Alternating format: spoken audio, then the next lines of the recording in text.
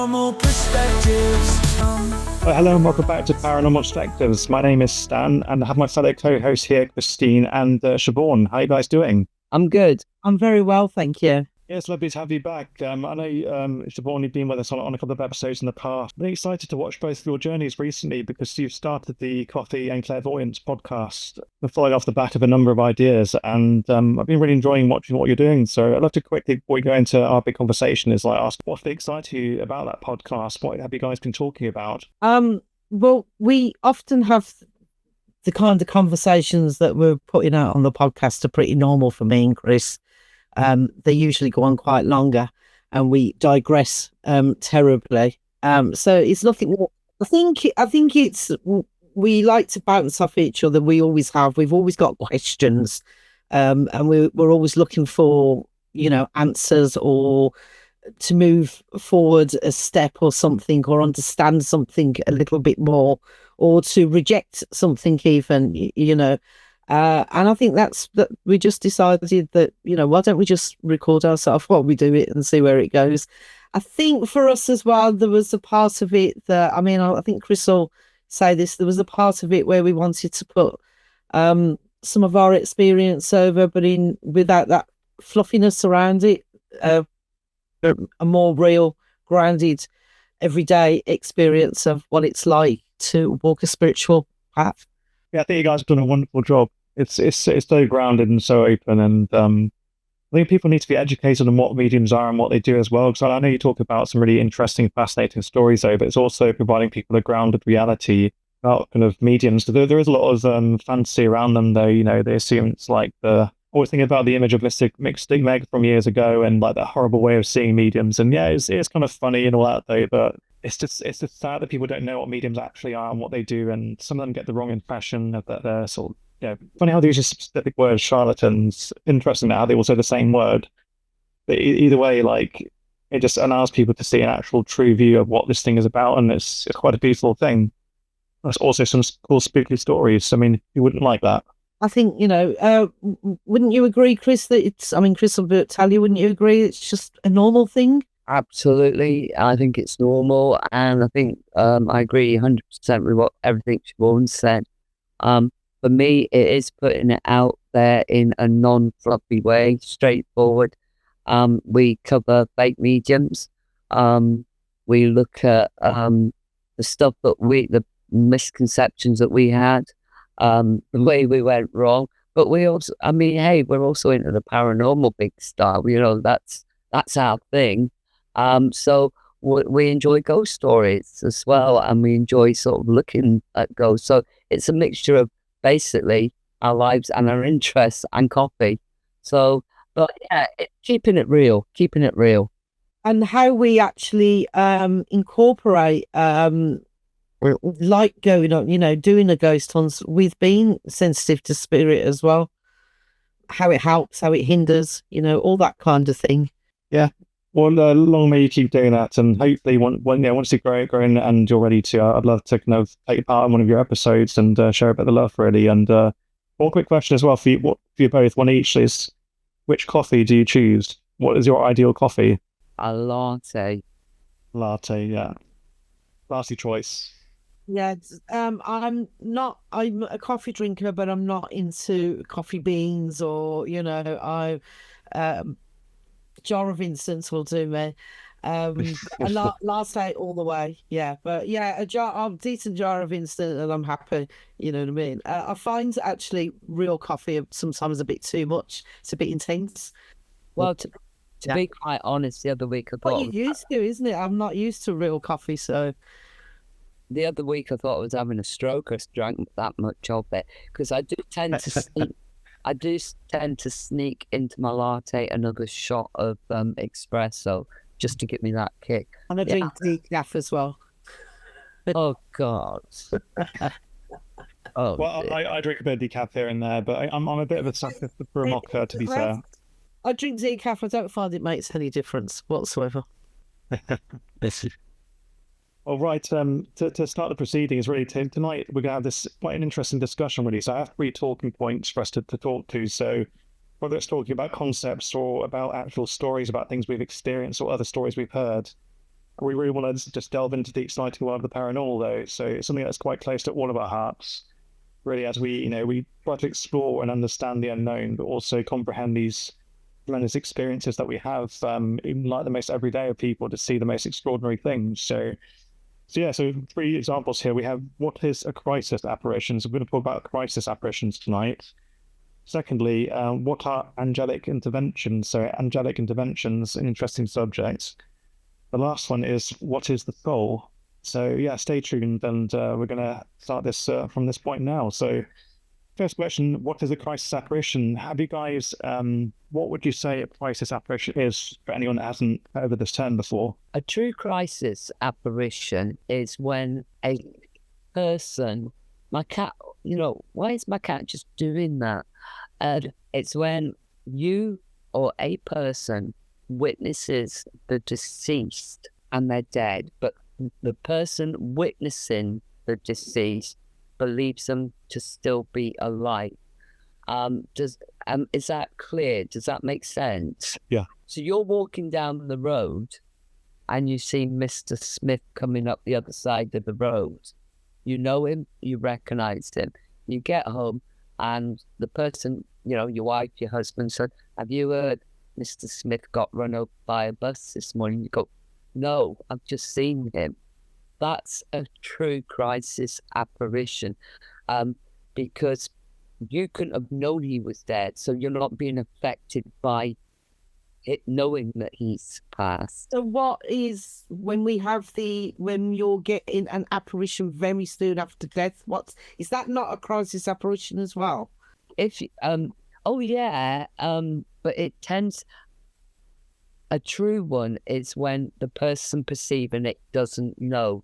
Because if say for instance, you've been around somebody that's dying and then you see them, the skeptics will come in and say, oh, well, you were expecting that. But if you've got, Mr. Smith again, you didn't know that he got ran over, whatever. The one I told you about that I wrote about in the book was the young man waking up in his bedroom, and seeing his mate, bizarrely, from work in the corner of the room. The guy in the bed was like, okay, he said that he could detect a static around in the room, and he knew just by looking at his friend that he was somewhat confused. Then he went back to sleep. Next morning, finds out that the time he woke up, because he clocked the time, the guy was killed on the motorway.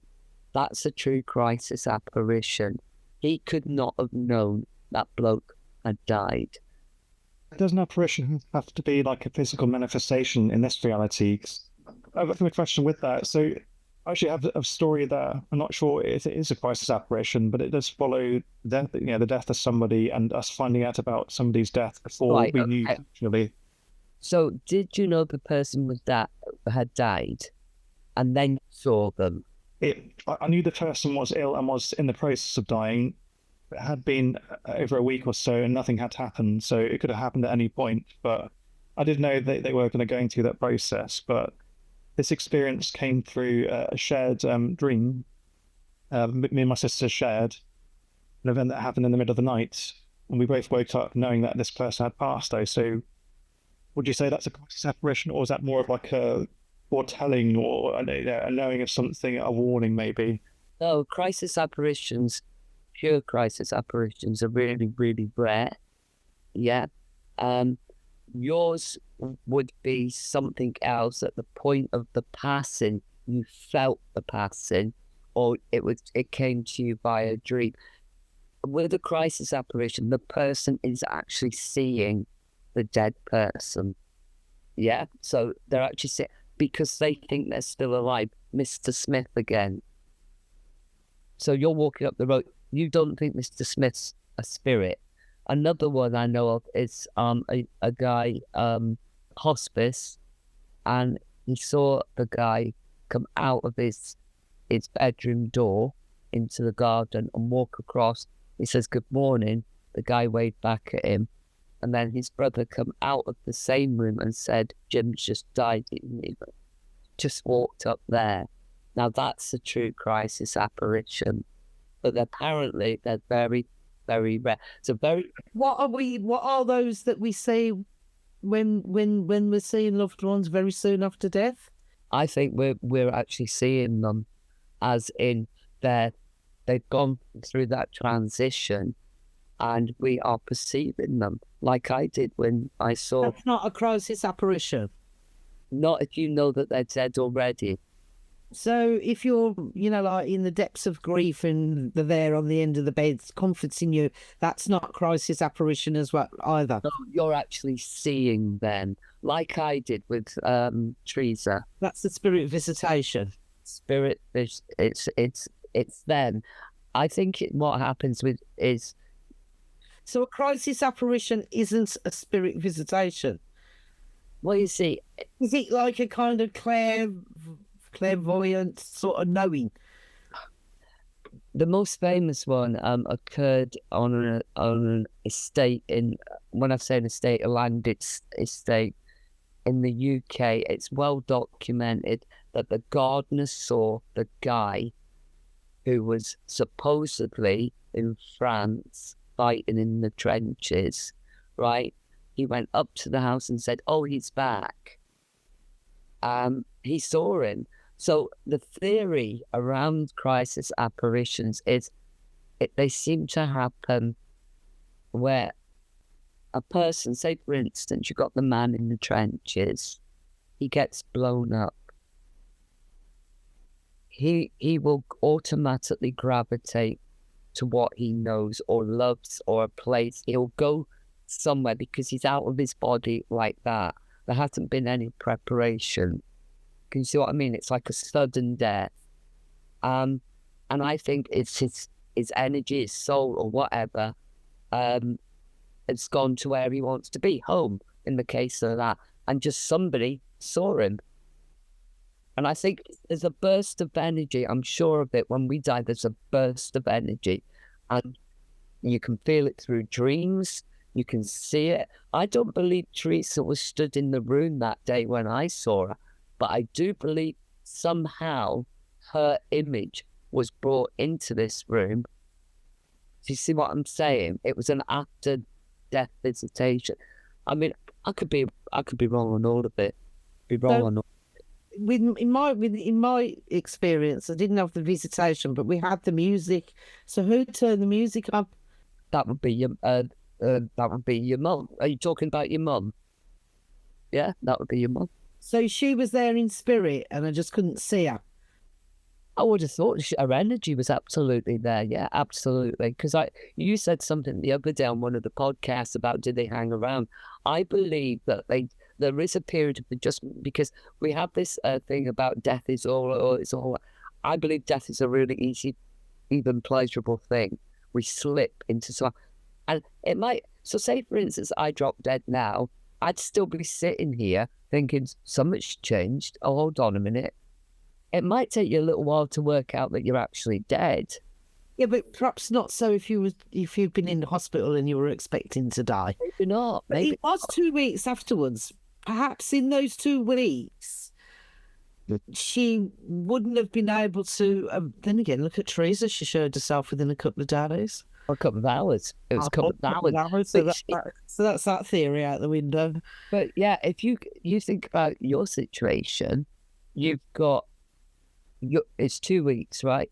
Now you were grieving, yeah? And I think when we're in that state of grief, they are close to us because they know that we're grieving. And I'm not sure I was grieving at that. I think I was too busy to be grieving at that point, Chris. Okay, but your emotion. Okay, yeah. It was. And I think they just want to come back and show us that. I'm here, I'm okay, I made it. Sorry, Kieran. I've gone on there, ain't I? No, that's all right, because like this thing, I always love our passion though, so I know I'm going to stop you guys, so, bit of delay there. So yeah, basically kind of partly answers the question I was going to ask really is, why do these things happen? So you spoke on the fact that it might be just them simply saying that, hey, I'm okay, I made it over. It's more about reassuring the living reduce the pain. But do you think that's like a consistent thing? Like when people do pass over, do they come solely for that reason, or do you think there may be other purposes? So, and like as well, how does this whole thing work really?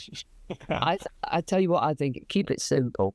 This is what I think is right. They wake up on the other side and they go, "Whoa, we all got that one wrong, didn't we? Here I am. I'm feeling rather well."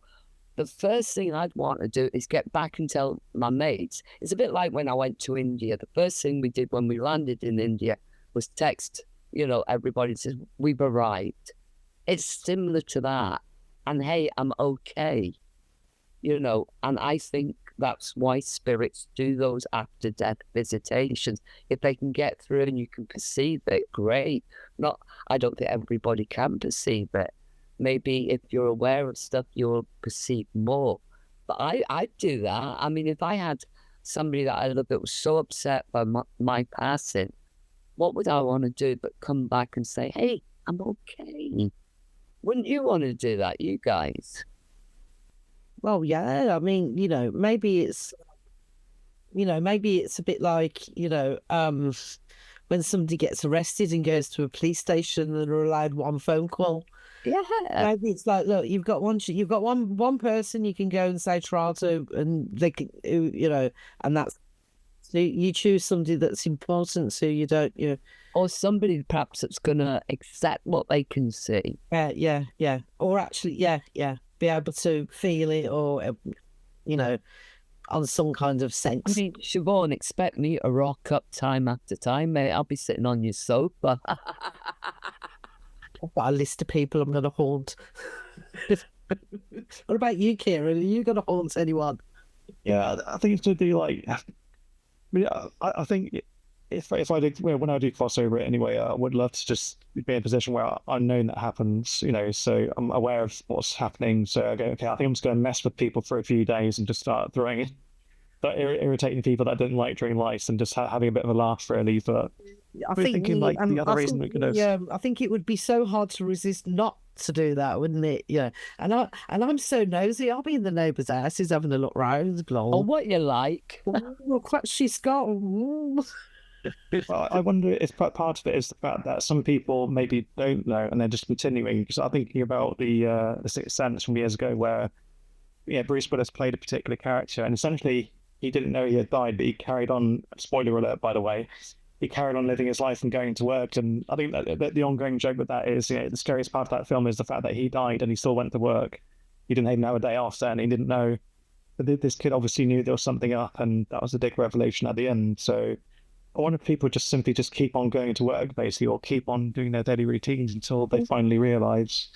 I'm not sure, because we spoke about this today, didn't we, Chris, where there was the distinction between what we would call a ghost and a spirit person.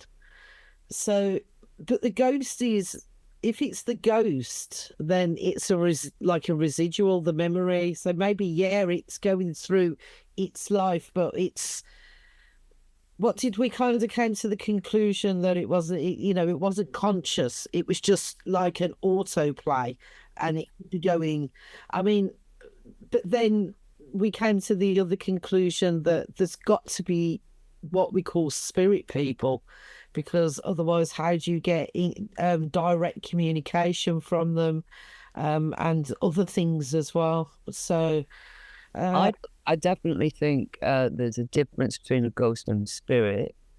So, when you, I don't believe when I saw Teresa that she was a ghost at all. I was witnessing a spirit or a manifestation of a spirit. I've seen a ghost in a park in Wales. That was completely different. And this is what we were saying earlier on, when we were doing it earlier on, is that there is definitely a difference. I believe. I think the ghost, we kind of got with it, we sort of sticking with it as some sort of residual, didn't we? And I don't know where that, to answer Kieran's question, where that begins or where that ends, Kieran. So if we're talking that it's got no consciousness and it's just reliving, could it be reliving every day that it lived? Could it just, it's just going, a bit like Groundhog Day, isn't it? I don't know. And these are, we could be completely wrong about these, couldn't we? Of course we could, but I mean, say for instance, you woke up in the spirit world and you couldn't accept that you had died, because I think that probably was my dad as well, because he had no belief in this. And you just you're feeling okay, you're walking around, but you must at some point come to realize that you're not interacting with them. People can't see you. And so I guess the vast majority of people think, okay, there's been a change in me. I need to sort of, but if you get people that are stubborn, for instance, perhaps they're the ones that keep, I haven't died, I'm still alive. Perhaps that conception of what happens after death is wrong. Oh, yeah. Maybe what we think is that it's instantaneous. Yeah. Buff from here to there. Maybe there are lots of cultures and things around the world where they talk about how the spirits hang around for a couple of days afterwards. And maybe it's even longer, Chris, but perhaps they expand or something, I don't know. But maybe maybe it's a slower process. Maybe it's like what you said, that some will go over straight away, others it will just take a longer process until they eventually realise, oh right, okay, perhaps I shouldn't be doing this anymore. And then, once that realisation comes to them, that then they go puff, puff of smoke, and off they go, Yeah, when they're ready, when they, like, as I say, taking on that realisation that something's there, they might notice. I'm sure there are going to be those that, if they can, will avoid going over, perhaps lower energies, or people that have got things that they would be guilty about and might be scared or something like that. But until I die, I don't know, really.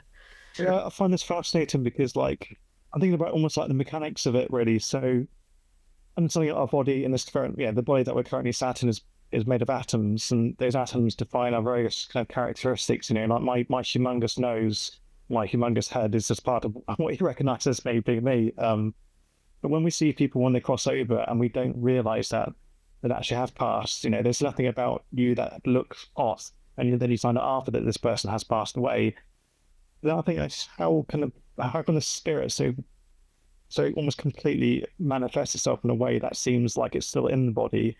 How does that work? So if the spirit itself is made of energy, how can energy completely perfectly replicate a human body? Perhaps it's just a projection of thoughts, a projection of a memory thought.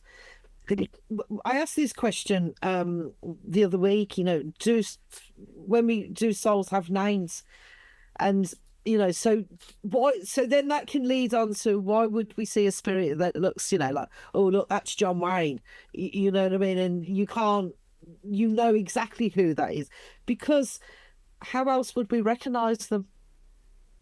They probably don't look like that. They're energy. They've got no body, or it's just an energy, but they must project the thoughts or the memory of what they once were in this life to those that can. And it probably is going to only be to those that are that will remember them like that, because it's be pointless showing themselves like that to somebody who didn't know them. They could perhaps show themselves any way that they wanted. I don't know, but I would have thought it's just an identifier. I would agree with what Siobhan's saying. Once you leave the body, you're not physical anymore, but your consciousness still exists. We have to accept that. But in order to be recognised, we somehow take on our physical memory. And I think Siobhan's absolutely right when she says about it being a memory. This is how I used to. One thing I do find that's very interesting. Yeah, and I think one thing I find really, really interesting about the thousands of cases of people that have witnessed after death communication, or after death they've actually seen the person. Every one of them says how young or how well the person looks. So if the person was 60 when they went over, they're now at 30. In my case, exactly the same. So for me, we've left, this is us at our prime in our 30s, and that's where we stay. So all this aging thing is just the physical, isn't it? Am I making myself clear with that? Do you? Yeah. If you get a chance to show yourself any way you want, then wouldn't you show yourself as the happiest form of yourself? Well, you see, of course, especially like in the case of Danny, his brother had been ill with some massive form of cancer for years, so he isn't going to be looking well. When he did and he'd been bald, I think he said, from about 23. Yet when he saw him in his kitchen, he had a full head of hair. Because don't forget, baldness is a fault, isn't it? Yeah. So all the faults are gone. In the case of Teresa, she had one missing tooth that was back in place. Her hair was back to, but Danny reported the same. So we've lost the physical things that weigh us down and kill us, and we're just pure spirit. But we have to bring that memory back, because it's like Siobhan says, how else would we know? Oh, I'm seeing somebody that looks like a swirl of blue. I mean, nobody's going to recognize a swirl of blue, are they? So you, Kieran, when you pass over, right, as an old man, if you Hopefully, ever, yes. well, yeah, you're going to be of course, you're going to be an old granddad, the natural cycle of life. But you may, if you have that chance, and say your children are receptive to it, or they possibly could, but you may show yourself as the younger dad to get that's something that they really remember, and really identify with as something that's dad, so and why wouldn't we do that, Absolutely. Yeah. I don't think there's anything weird. I think when you start to break it down and look at it, it sounds natural. And, that surely is the whole thing about paranormal. It's not. It's normal. I think there's a transition as we come out of this life into another state of consciousness. The ghosts and all that are wonderful, but I think it's a wonderful continuous journey, and I don't think we've got much to worry about. That's just me. Sorry, I went off on a rant. No, I agree with that completely, because there has been recently, like, I'm talking about the last couple of years, where I've lost my grandmother, and then more recently my granddad. And at the time, I know that their health is kind of on the way out. Basically, there are warnings and such. And it has been, me and my sister are linked through dreams. And my sister is more of a prophetic dreamer, but I'll dream more close to when these things happen. And the night my grandmother passed away, gosh, about a couple of years ago now, that we knew she was kind of on the way out. Basically, she'd been assessed for a number of different things, but something just didn't feel right this time, because she's been like quite a strong person all her life. Really, she, gosh, to her 70s, she used to live in Oxford. She used to walk along the Botley Road all the way to Oxford City, picking up litter. She didn't be walking all over the place, and she'd just be as like strong as anything for years. And then suddenly she just went downhill, and we knew her time was kind of coming. So I'll admit to that.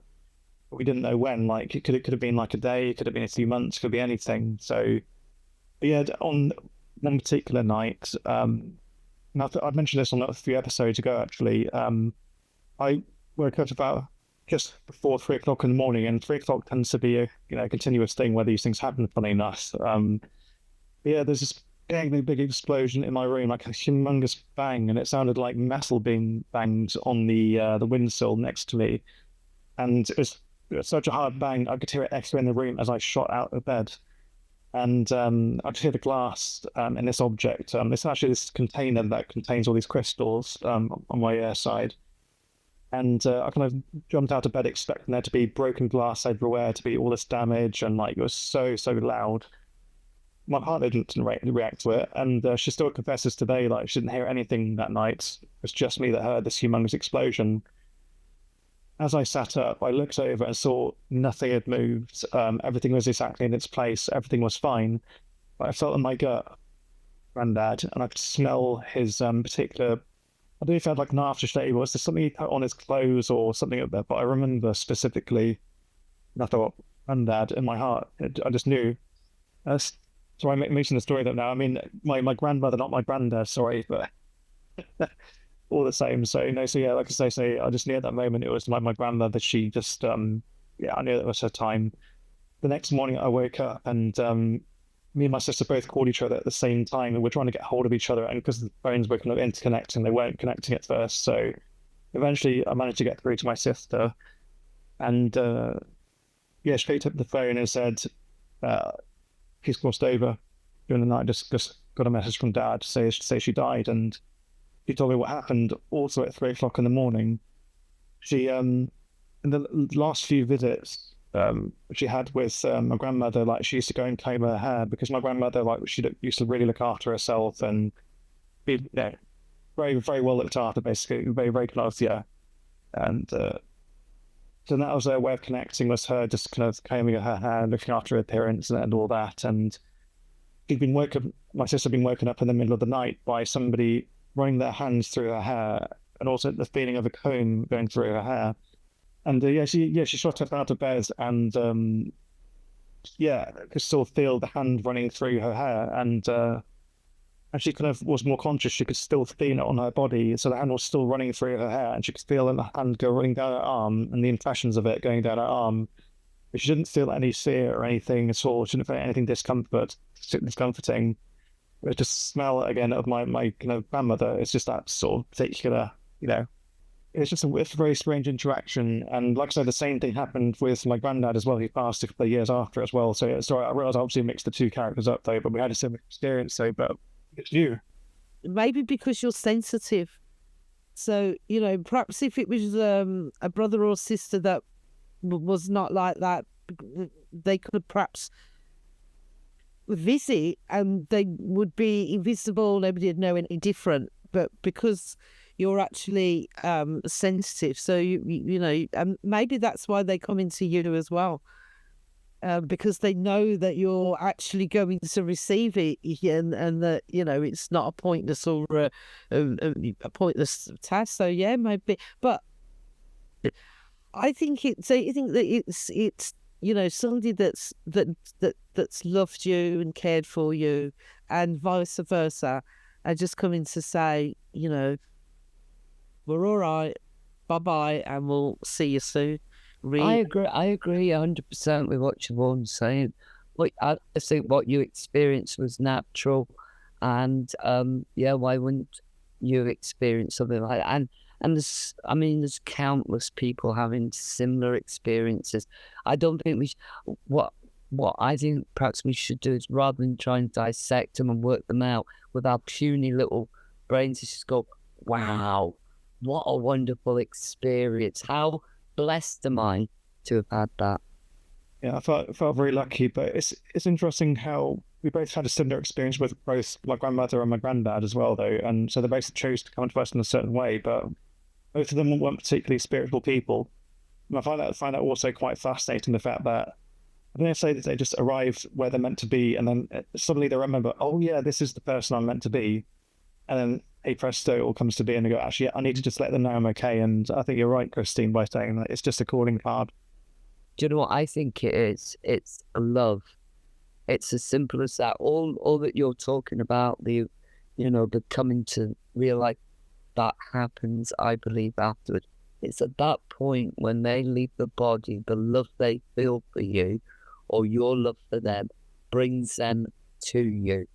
I believe that 100%, and it's beautiful when it happens, and you should rejoice in it, as it being.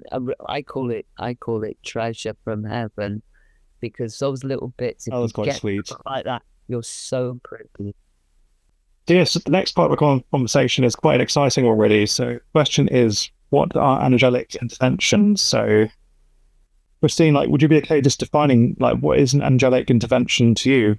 It's when angels step in, literally. When I didn't rate it. I mean, I'm not one for angels really, but I've been shown, through people's stories, but there's something going on. But again, I wonder if it's a cultural thing that people call them angels. What about you, Siobhan? I've not had any experience with angel in interaction.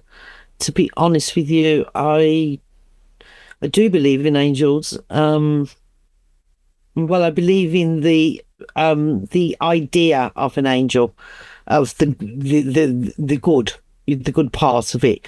I'm not so sure about the rest of it. I don't think that they walk around with wings. I think they're everyday people. Perhaps they might be special people and we don't know that. And they might be angelic in that way that we just don't know. But I just think that they're usually everyday people that are in some kind of scenario or community or space or something. And they offer consistency, support, understanding, non-judgment, help, all the things that a human being perhaps needs, but what most of us are often lacking. So yeah, I find people like that. As for angelic interventions, I don't know. I've watched YouTube videos of things that I'm like, oh, is it photoshopped? Is it real? Who knows? Has it been sped up? You know what they can do with the power of a computer nowadays. So there's a question mark around it. I don't know. I think that if you've got badness in the world, you've got to have goodness. And I think if you've got goodness, then you've got to have badness. I think it's a yin and yang. And I think it's the old adage of good and evil and the big fight. And I think really what that means is that's us as people, because we're all good and we're all bad. Each one of us have got bad things and each one of us have got good things. So perhaps it's about what we allow to be dominant, and that goes forth in our life. Do you want, if if you're a horrible, miserable, nasty, then that's the kind of people that you're going to be around, aren't you? Because nobody nice is going to put up with you. But therefore, if you go and you spread joy and hope and happiness and healing and all these positive things, yeah, I think that's what angels are. I think they're nurses and doctors and emergency workers and people that just do things, running into houses and saving people, and the person that sees somebody crying on the street and may stop and hold their hand for 5 minutes. Those are angels to me. There's a very compelling case. It's called the Colville Miracle, and it's a true story.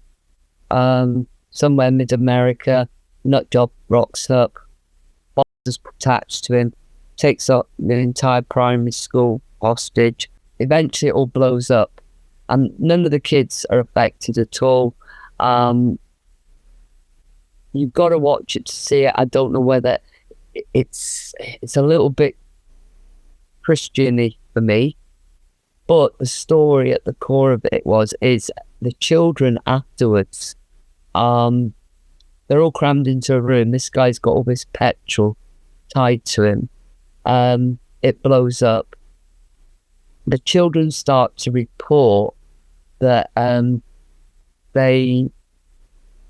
something happened when the fumes got really high.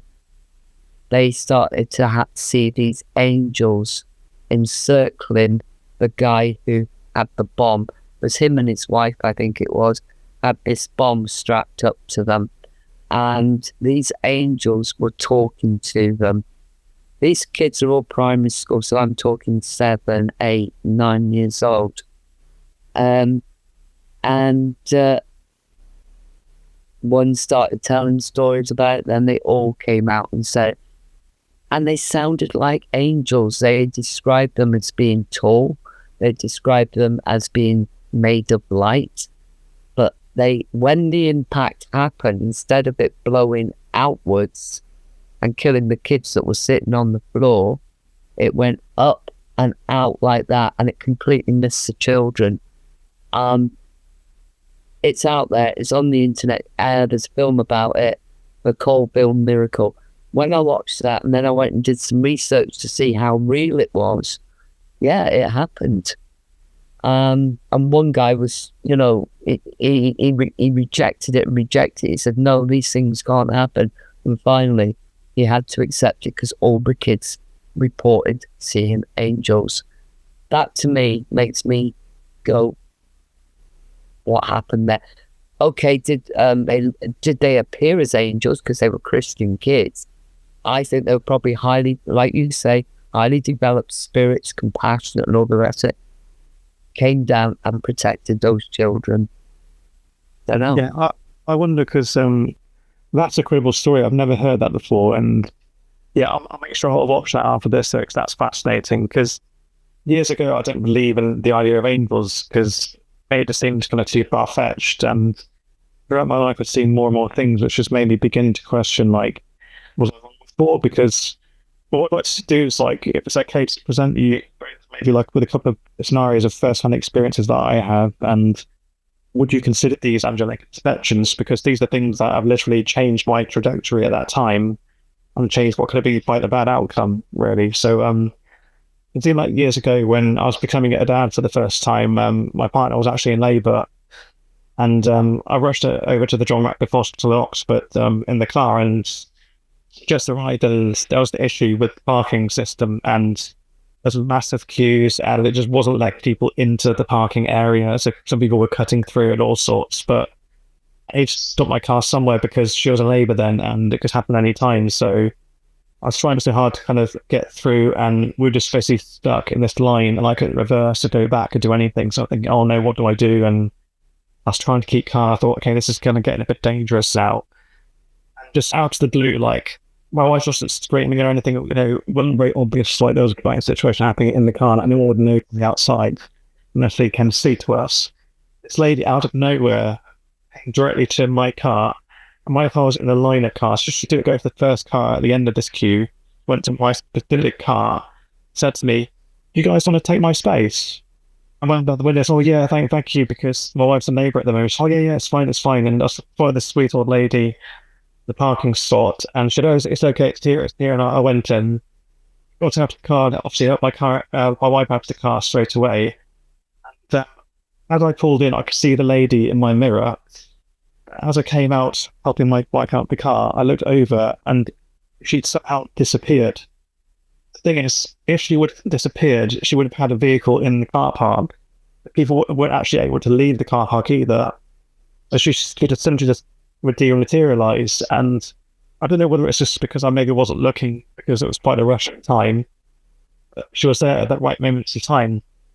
At that same moment, another situation happened. It's almost like an angel and a devil situation. So I was trying to walk her to the hospital door. She was in a lot of pain and labour, and there was one space remaining. She stopped for a second to catch her breath. And this car came out of the blue, this like quite stroppy businessman, like he wanted that space like now. And he started to reverse the car into my wife, who was in labour. He wanted to nudge her out the way. And that I don't normally get angry in life, so that's the one time when I absolutely blew my lid, and I made a man turn white than he was at the start. And he just left. The weird thing is, he left the car park, and I saw him drive away from us. I saw him actually do that. And then a moment later, I looked back, I saw him down the road in that car. There's only one exit to the car park and a massive queue. But how did he leave? That's the thing, like, there's so many weird moments that happened at that time. And anyway, we made it to some maternity ward just about in time, and everything was okay. But had that lady not helped me at that moment in time to find the car parking spot, I don't think we would have been like where we are now. I think things would have gone quite downhill. Things weren't looking good at the time. Nor had that man, whatever he was doing, that nasty little man that I had to tell off. I mean, he didn't help us, but it seemed to be just part of this really weird, surreal event. So, but anyway, that was the start of my life becoming a dad, and we both became parents and had this beautiful little girl, and everything was okay. Would you say that's an angelic intervention or just coincidence? I don't think you'll ever be able to say what it was, would you really? Because it could be that person just happened to be there at that point at that time. I don't know. is the answer to that. Personally, for me, I think it's well, what a coincidence. Yeah. If it is a coincidence, it's like, this miraculous coincidence that's just happened at the right time, at the right place. So, I think you should take it on the face value of what it is. And maybe they happen in these situations because you are rushed and you're not overanalyzing it and overthinking it and overlooking, and they just go quietly about their business. I've mentioned this before in an earlier episode, so apologies if I'm repeating myself. Many years ago, I'd been with this girl for many years and thought she was perfect, blah, blah, blah, blah, blah. But eventually I found out that she did something that meant that, that happened to the end of our relationship, let's just say, and I went to her house to say final goodbyes and exchange things that we've been giving each other, all that kind of thing. And I was heading back to the train station to head back home. And obviously, as you can imagine, I've been quite a state of heartbroken, like really upset, but trying to keep myself together as I normally suppress my emotions. Made my way to the train and I entered this carriage and there was nobody else in there. It was completely empty carriage. I thought, brilliant, nobody's here. I can just be in my own space and 2-hour train journey though, so have the time to breathe and just think things over. And my life was over then, basically. But am I ever going to trust anybody again? Am I ever going to find happiness? It's a horrible feeling. And the train left, and out of the blue, I never heard anybody enter the carriage. It seemed like these two people were suddenly there inside this carriage. And I had this funny feeling then, like something just felt off, like it was a dream. And of all places to sit, this lady sat directly next to me. It's like she didn't know with an intent, and her daughter was there. She was stabbed opposite on the other side of the carriage, but facing us. And she spoke to me directly and says, "Oh, hi, my name's such and such. This is my daughter, blah, blah, blah." And they didn't ask me who I was. They just started this horrendous conversation that never ended, saying all sorts, my daughter's studying such and such, and I'm really into this, and this lady would not stop talking and talking and talking. And at first I was quite angry. I was like, okay, just let me be grumpy and process this thing and just let it out. And in the end, I had no choice but to interact with this lady, and as the conversation went by, I felt a bit happier and a bit happier and a bit happier. And I didn't question at that point why she was saying all these different things about her life to a complete stranger like myself. But I just went with it, and eventually, after that literally 2-hour long conversation of the start had been hitched, she eventually concluded and said, "Yeah, nice to meet you." And I didn't tell her about what I'd been through in that situation, and that was that. And then suddenly, doors open, and I saw as we arrived at the station, the station was busy, loads of people everywhere. Us to get up, had to split the Red Sea kind of thing. You had to come make a gap through people. And I saw that the lady and her daughter left just before me. And I followed shortly after. And as I approached the one door, there was just one exit. There was just one side in that carriage.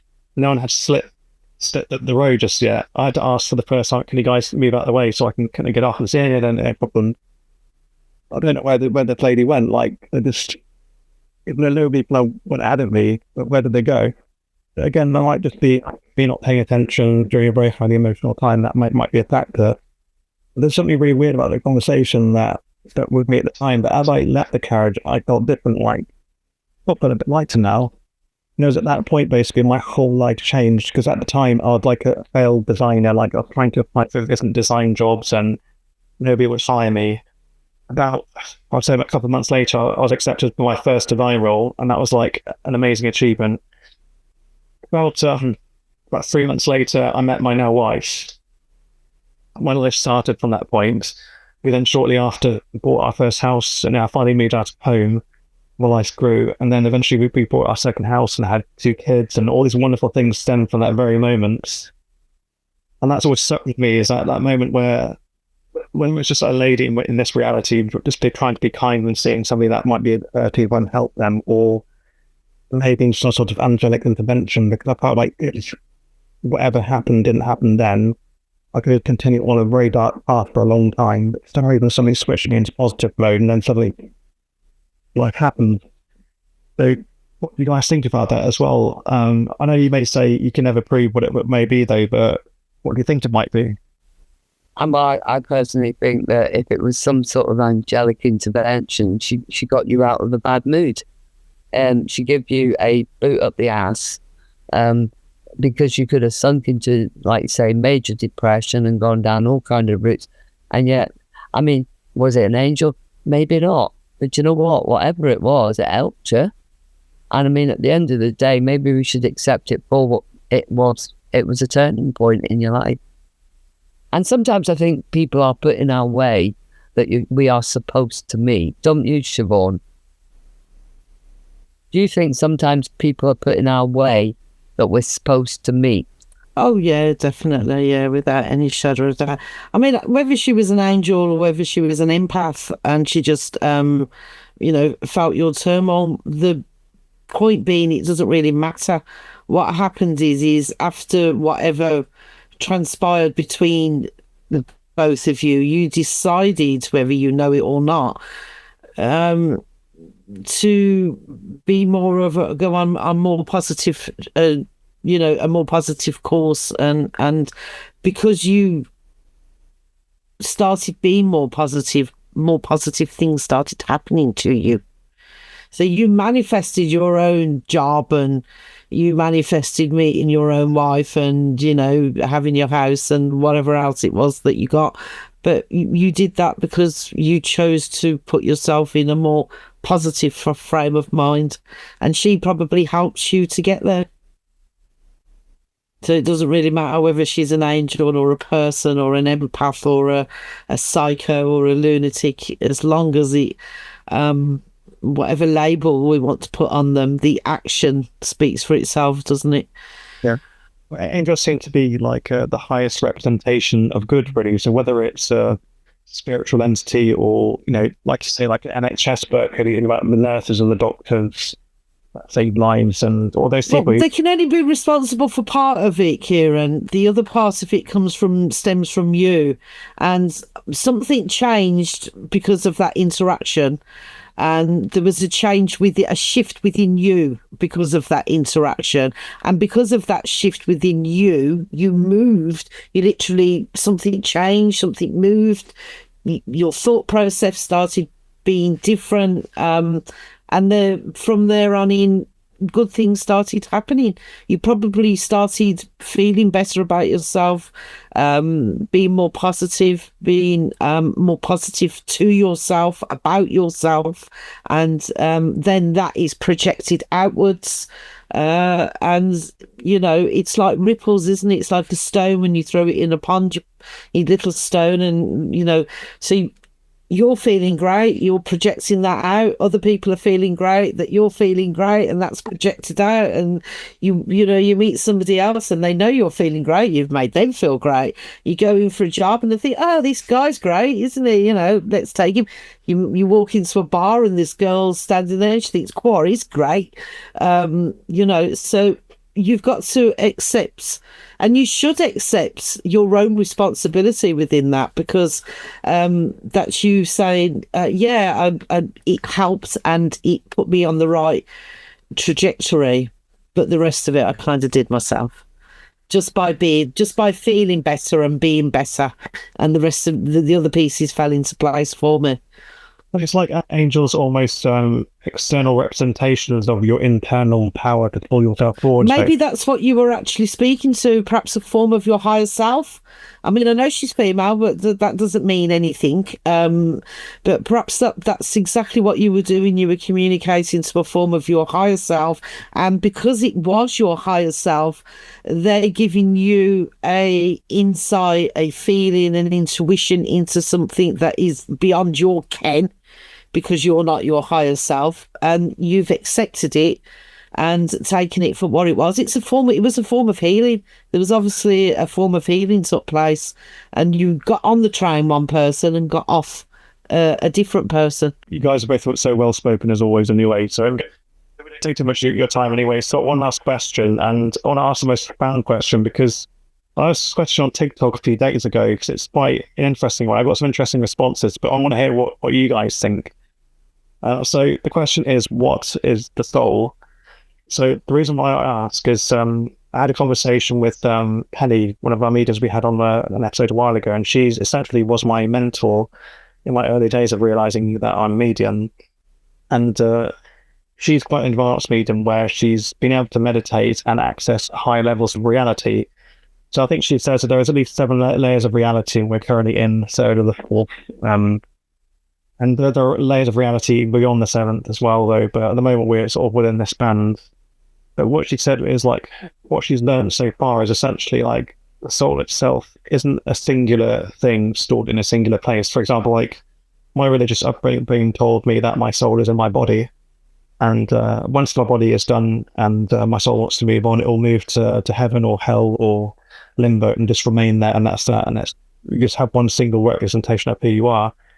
But with her kind of thing, she says basically like the soul is actually like one greater thing.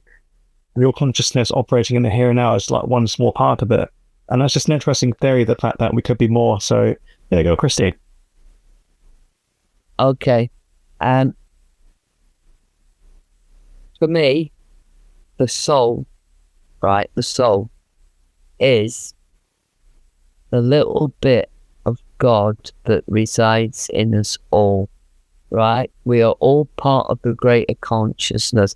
Pendy's right in essentially saying, perhaps only a bit of this is here. I've heard this.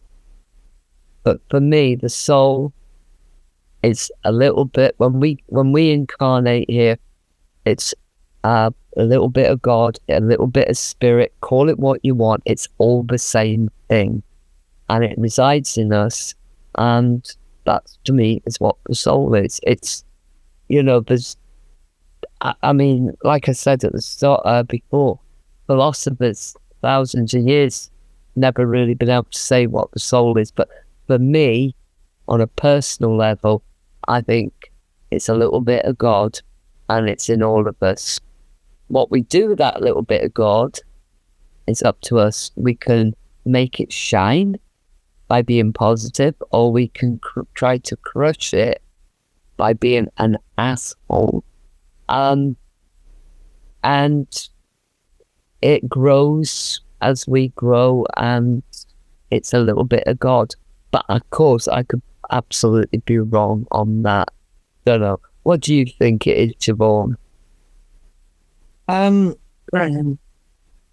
Firstly, I'd probably like to say that I don't really know what it is, and I'd probably also like to say that the more I learn about any of these subjects, the less I know. If I'm going to guess and put my tuppence worth, and it's my tuppence worth, it's nobody else's. I don't know anything about planes and different levels and all that. And perhaps I just don't need to know about it, or it's none of my business. That's for other higher minds than mine. The soul, to me, is... I don't know what you could call it. Many things, couldn't you? It's a spark, the divine spark, the essence, the energy force. And I think that it is more than just this life that we live now, but I think that this life has an attachment to it in some level, as perhaps if there is such a thing as reincarnation, and perhaps we've got an attachment to all of them at some, within that energy form. And but other than that, I don't know. I don't really know what a soul is. Is that it's that part of us that is forever.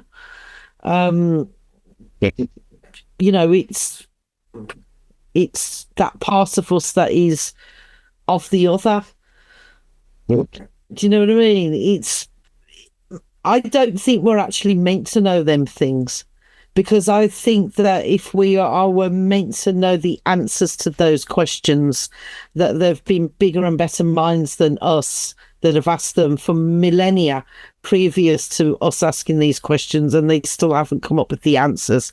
So that leaves me with one conclusion is that as human beings with your limited senses and your limited human sensibilities, you can't understand what that is. So forget it. You know what I mean? It's a spark, because that's about as far as you can go with it. I think it's beyond our ken.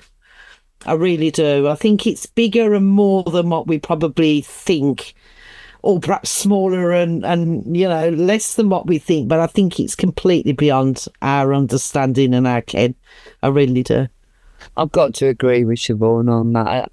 Whilst we exist within this very puny kind of body, how can we ever comprehend the greater consciousness and all of the things that exist, you know? And there's so, for me, as I say, it's a little spark of God. When a baby's born, it gets a spark of God, and, you know, that's probably just too simplistic. And I think it's like, you know, but that's what we do as humans, isn't it, Chris? We it's humans that make the gods. And because, again, our brains can't comprehend anything that's that. I don't believe that God's a man or a woman. I think that whatever God is beyond all that.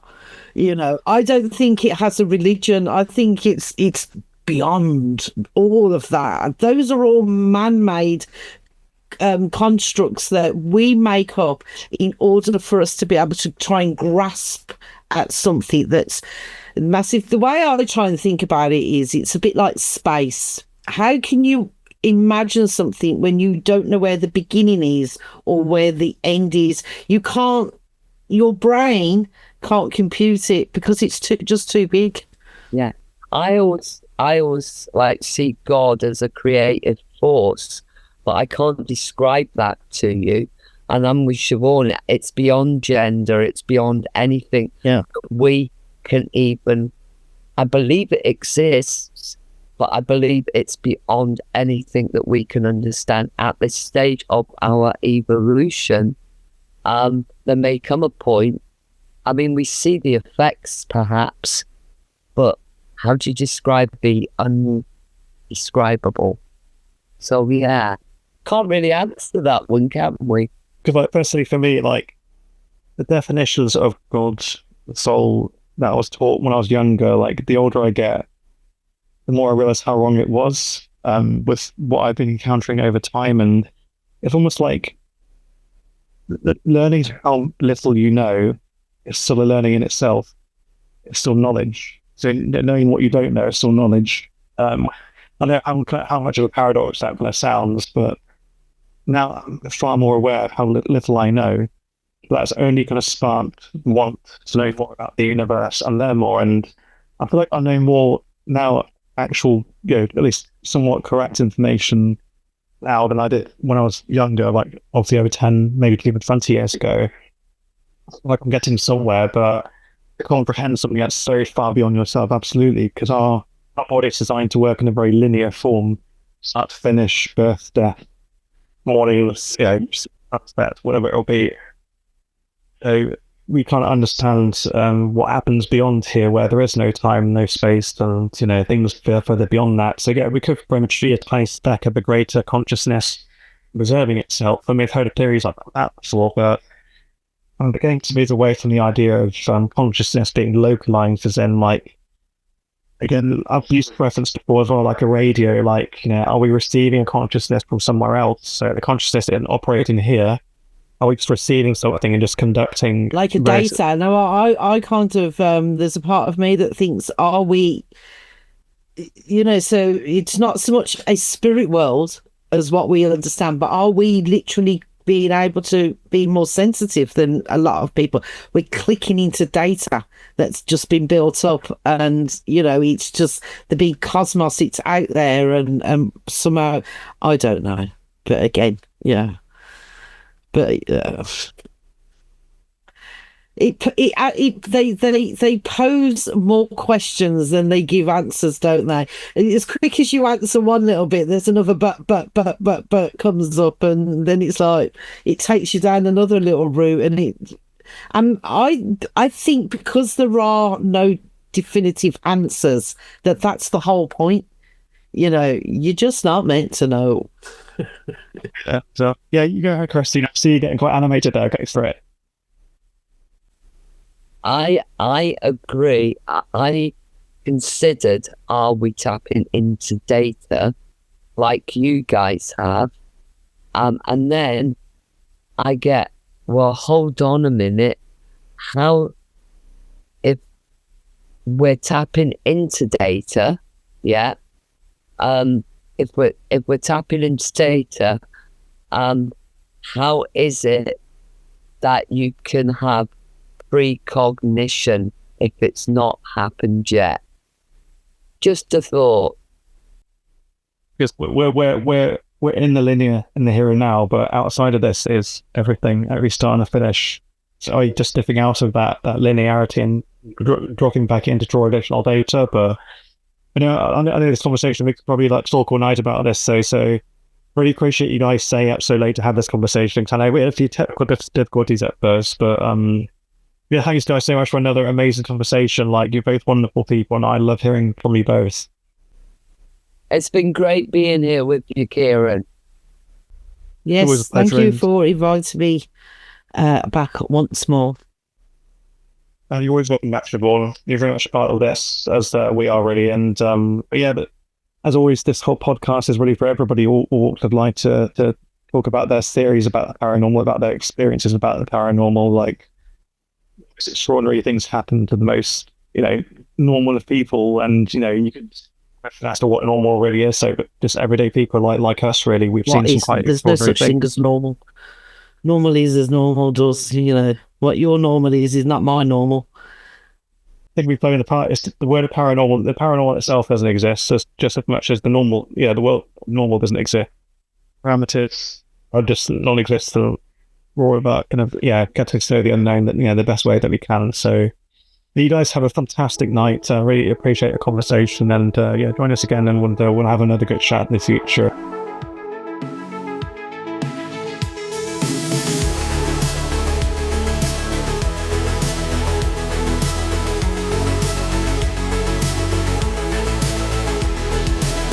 Giving a voice to those without a choice, sharing dreams and blowing off steam. We'll lend you a hand, we'll let you stand, sharing stories about the unknown. Paranormal perspectives, we're here to inspect it. I'm a small, not a medium. Let us escape from this tedium, learning from each other, breaking barriers, a message of hope, birth from the unknown. Who you gonna call? I'm not a ghostbuster, no proton packs, just crossing streams of knowledge. It's not so scary when things get hairy. It's not the paranormal, just future normal. Breaking barriers, no longer the carrier, releasing the fear and replacing it with knowledge. Understanding each other, we uncover a whole new point of view within you. Paranormal perspectives, we're here to inspect it. I'm a small, not a medium. Let us escape from this tedium, learning from each other, breaking barriers, a message of hope, birth from the unknown. The only stream we need to cross is the platforms to get the message across. Knowing each other, sister to brother. No ghost or spirit or demon will ever get the better of this medium.